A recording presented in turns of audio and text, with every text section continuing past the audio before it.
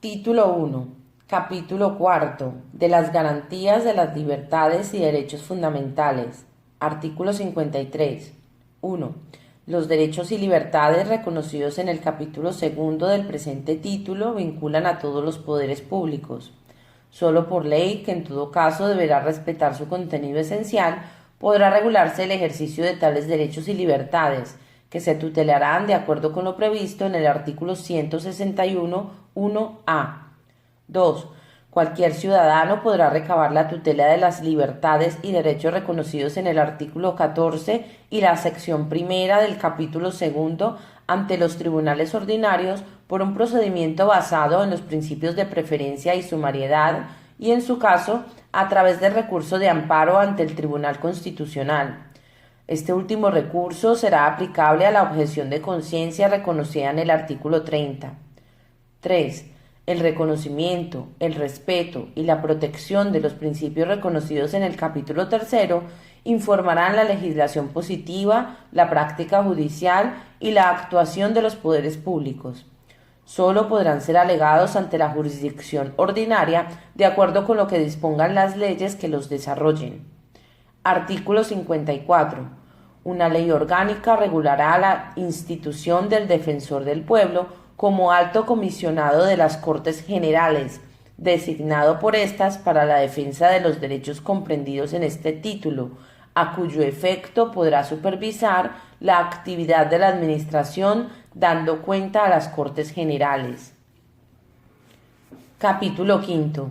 De la suspensión de los derechos y libertades. Artículo 55. 1. Los derechos reconocidos en los artículos 17, 18, apartados 2 y 3, artículos 19, 20, apartados 1A y D y 5, artículos 21, 28, apartados 2 y artículo 37, apartado 2, podrán ser suspendidos cuando se acuerde la declaración del estado de excepción o de sitio en los términos previstos en la Constitución. Se exceptúa de lo establecido anteriormente el apartado 3 del artículo 17 para el supuesto de declaración de estado de excepción. 2.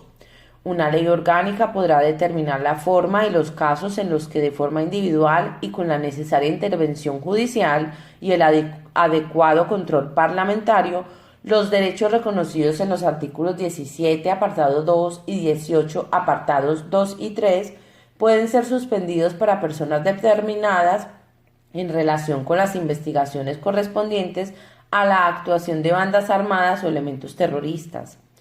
La utilización injustificada o abusiva de las facultades reconocidas en dicha ley orgánica producirá responsabilidad penal, como violación de los derechos y libertades reconocidos por las leyes. Artículo 2. De la Corona. Artículo 56. 1. El rey es el jefe del Estado, símbolo de su unidad y permanencia, arbitra y modera el funcionamiento regular de las instituciones, asume la más alta representación del Estado español en las relaciones internacionales, especialmente con las naciones de su comunidad histórica, y ejerce las funciones que le atribuyen expresamente la Constitución y las leyes. 2. Su título es el de Rey de España y podrá utilizar los demás que correspondan a la corona. 3. La persona del rey es inviolable y no está sujeta a responsabilidad. Sus actos estarán siempre refrendados en la forma establecida en el artículo 64, careciendo de validez sin dicho refrendo, salvo lo dispuesto en el artículo 65.2. Artículo 57. 1. La corona de España es hereditaria en los sucesores de su majestad don Juan Carlos I de Borbón, legítimo heredero de la dinastía histórica. La sucesión en el trono seguirá el orden regular de primogenitura y representación, siendo preferida siempre la línea anterior a las posteriores. En la misma línea el grado más próximo al más remoto, en el mismo grado el varón a la mujer, y en el mismo sexo la persona de más a la de menos. 2. El príncipe heredero, desde su nacimiento o desde que se produzca el hecho que origine el llamamiento, tendrá la dignidad de príncipe de Asturias y los demás títulos vinculados tradicionalmente al sucesor de la corona de España. 3. Extinguidas todas las líneas llamadas en derecho, las Cortes Generales proveerán a la sucesión en la corona en la forma que más convenga a los intereses de España. 4. Aquellas personas que teniendo derecho a la sucesión en el trono contrajeren matrimonio contra la expresa prohibición del rey y de las Cortes Generales, quedarán excluidas en la sucesión a la corona por sí y sus descendientes. 5. Las abdicaciones y renuncias y cualquier duda de hecho o de derecho que ocurra en el orden de sucesión a la corona se resolverán por una ley orgánica. Artículo 58. La reina consorte o el consorte de la reina no podrán asumir funciones constitucionales salvo lo dispuesto para la regencia. Artículo 59. 1. Cuando el rey fuere menor de edad, el padre o la madre del rey y en su defecto el pariente mayor de edad más próximo a suceder en la corona, según el orden establecido en la Constitución, entrará a ejercer inmediatamente la regencia y la ejercerá durante el tiempo de la minoría de edad del rey. 2. Si el rey se inhabilitare para el ejercicio de su autoridad y la imposibilidad fuere reconocida por las Cortes Generales, entrará a ejercer inmediatamente la regencia del príncipe heredero de la corona, si fuere mayor de edad. Si no lo fuere, se procederá de la manera prevista en el apartado anterior hasta que el príncipe heredero alcance la mayoría de edad. 3. Si no hubiere ninguna persona a quien corresponda la regencia, ésta será nombrada por las Cortes Generales y se compondrá de 1, 3 o 5 personas. 4. Para ejercer la regencia es preciso ser español y mayor de edad. 5. La regencia se ejercerá por mandato constitucional y siempre en nombre del rey. Artículo 60. 1. Será tutor del rey menor la persona que en su testamento hubiese nombrado el rey difunto, siempre que sea mayor de edad y español de nacimiento. Si no lo hubiese nombrado, será tutor el padre o la madre mientras permanezcan viudos. En su defecto, lo nombrarán las Cortes Generales, pero no podrán acumularse los cargos de regente y de tutor sino en el padre, madre o descendientes directos del rey. 2. El ejercicio de la tutela es también incompatible con el de todo cargo o representación política. Artículo 61. 1. El rey, a ser proclamado ante las Cortes Generales, prestará juramento de desempeñar fielmente sus funciones, guardar y hacer guardar la Constitución y las leyes, y respetar los derechos de los ciudadanos y de las comunidades autónomas. 2. El príncipe heredero, al alcanzar la mayoría de edad, y el regente o regentes, al hacerse cargo de sus funciones, prestarán el mismo juramento, así como el de fidelidad al rey. Artículo 62. Corresponde al rey: a. Sancionar y promulgar las leyes. B. Convocar y disolver las Cortes Generales y convocar elecciones en los términos previstos en la Constitución. C. Convocar a referéndum en los casos previstos en la Constitución. D. Proponer el candidato a presidente del gobierno y en su caso nombrarlo, así como poner fin a sus funciones en los términos previstos en la Constitución. E. Nombrar y separar a los miembros del gobierno a propuesta de su presidente. F.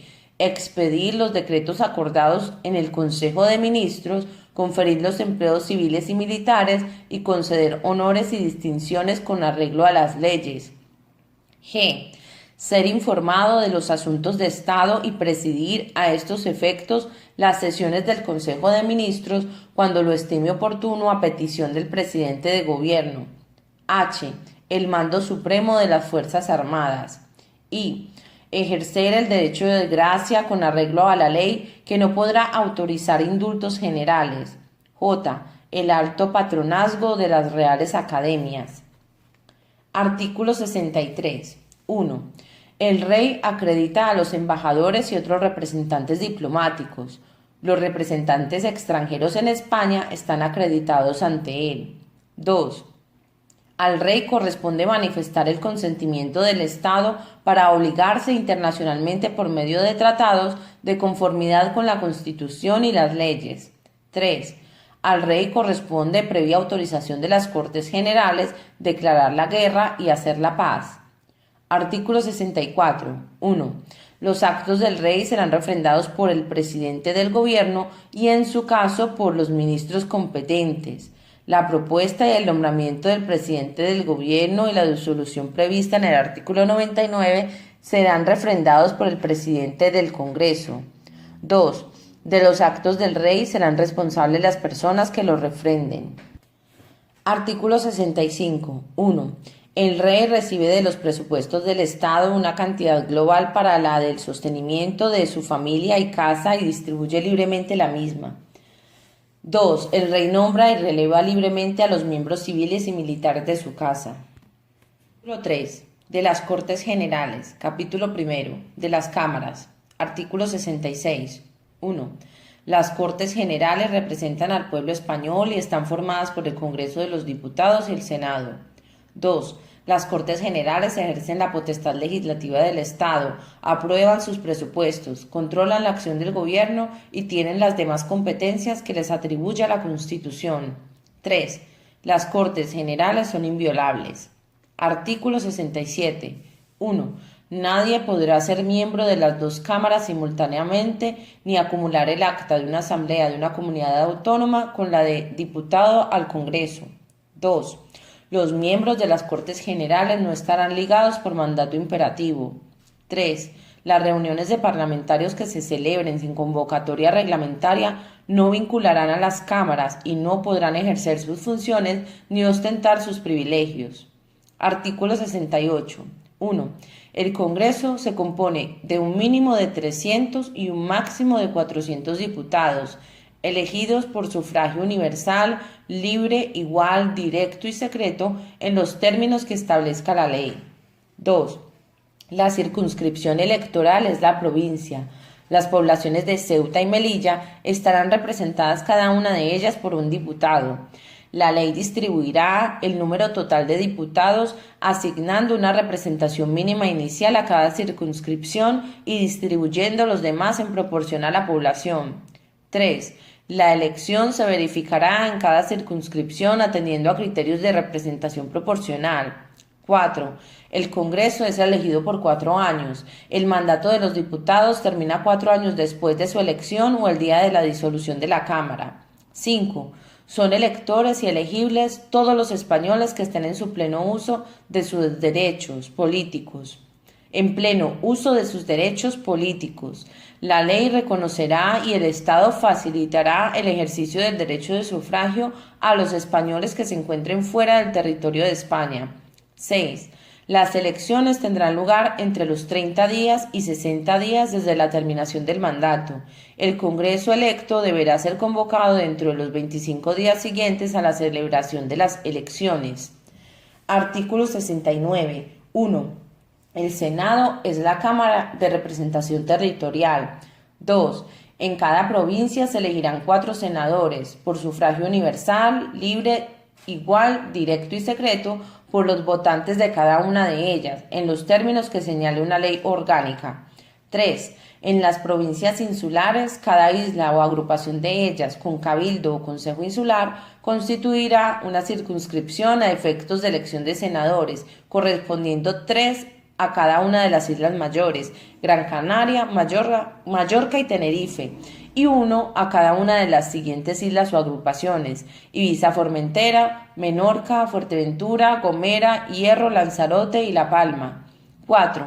Las poblaciones de Ceuta y Melilla elegirán cada una de ellas 2 senadores. 5. Las comunidades autónomas designarán además un senador y otro más por cada millón de habitantes de su respectivo territorio.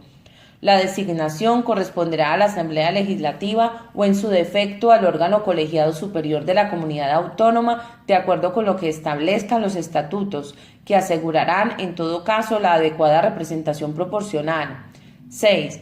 El Senado es elegido por 4 años. El mandato de los senadores termina 4 años después de su elección o el día de la disolución de la Cámara. Artículo 70. 1. La ley electoral determinará las causas de inelegibilidad e incompatibilidad de los diputados y senadores, que comprenderán en todo caso: a. Los componentes del Tribunal Constitucional. B. A los altos cargos de la administración del Estado que determine la ley con la excepción de los miembros del gobierno. C. Al defensor del pueblo. D. A los magistrados, jueces y fiscales en activo. E. A los militares profesionales y miembros de las fuerzas y cuerpos de seguridad y policía en activo. F. A los miembros de las juntas electorales. 2. La validez de las actas y credenciales de los miembros de ambas cámaras estará sometida al control judicial en los términos que establezca la ley electoral. Artículo 71. Los diputados y senadores gozarán de inviolabilidad por las opiniones manifestadas en el ejercicio de sus funciones. 2. Durante el periodo de su mandato, los diputados y senadores gozarán asimismo de inmunidad y solo podrán ser detenidos en caso de flagrante delito. No podrán ser inculpados ni procesados sin la previa autorización de la Cámara respectiva. 3. En las causas contra diputados y senadores será competente la Sala de lo Penal del Tribunal Supremo. 4. Los diputados y senadores percibirán una asignación que será fijada por las respectivas cámaras. Artículo 72. 1. Las cámaras establecen sus propios reglamentos, aprueban autónomamente sus presupuestos y, de común acuerdo, regulan el estatuto del personal de las Cortes Generales. Los reglamentos y sus reformas serán sometidos a una votación final sobre su totalidad que requerirá la mayoría absoluta. 2. Las cámaras eligen sus respectivos presidentes y los demás miembros de sus mesas. Las sesiones conjuntas serán presididas por el presidente del Congreso y se regirán por un reglamento de las Cortes Generales aprobado por mayoría absoluta de cada cámara. 3. Los presidentes de las cámaras ejercen en nombre de las mismas todos los poderes administrativos y facultades de policía en el interior de sus respectivas sedes. Artículo 73. 1. Las cámaras se reunirán anualmente en 2 periodos ordinarios de sesiones, el primero de septiembre a diciembre y el segundo de febrero a junio. 2.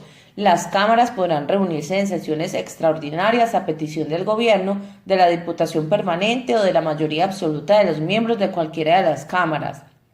Las sesiones extraordinarias deberán convocarse sobre un orden del día determinado y serán clausuradas una vez que éste haya sido agotado. Artículo 74. 1. Las cámaras se reunirán en sesión conjunta para ejercer las competencias no legislativas que el título 2 atribuye expresamente a las Cortes Generales. 2. Las decisiones de las Cortes Generales previstas en los artículos 94.1, 145.2 y 158.2 se adoptarán por mayoría de cada una de las cámaras. En el primer caso, el procedimiento se iniciará por el Congreso y en los otros 2 por el Senado. En ambos casos, si no hubiera acuerdo entre Senado y Congreso, se intentará obtener por una comisión mixta compuesta de igual número de diputados y senadores. La comisión presentará un texto que será votado por ambas cámaras. Si no se aprueba en la forma establecida, decidirá el Congreso por mayoría absoluta. Artículo 75. 1. Las cámaras funcionarán en pleno y por comisiones. 2. Las cámaras podrán delegar en las comisiones legislativas permanentes la aprobación de proyectos o proposiciones de ley. El Pleno podrá, no obstante, recabar en cualquier momento el debate y votación de cualquier proyecto o proposición de ley que haya sido objeto de esta delegación. 3. Quedan exceptuados de lo dispuesto en el apartado anterior la reforma constitucional, las cuestiones internacionales, las leyes orgánicas y de bases y los presupuestos generales del Estado. Artículo 76. 1. El Congreso y el Senado, y en su caso ambas cámaras conjuntamente, podrán nombrar comisiones de investigación sobre cualquier asunto de interés público. Sus conclusiones no serán vinculantes para los tribunales ni afectarán a las resoluciones judiciales sin perjuicio de que el resultado de la investigación sea comunicado al Ministerio Fiscal para el ejercicio cuando proceda de las acciones oportunas. 2. Será obligatorio comparecer al requerimiento de las cámaras. La ley regulará las sanciones que puedan imponerse por incumplimiento de esta obligación. Artículo 77. 1. Las cámaras pueden recibir peticiones individuales y colectivas siempre por escrito, quedando prohibida la presentación directa por manifestaciones ciudadanas. 2. Las cámaras pueden remitir al gobierno las peticiones que reciban. El gobierno está obligado a explicarse sobre su contenido siempre que las cámaras lo exijan.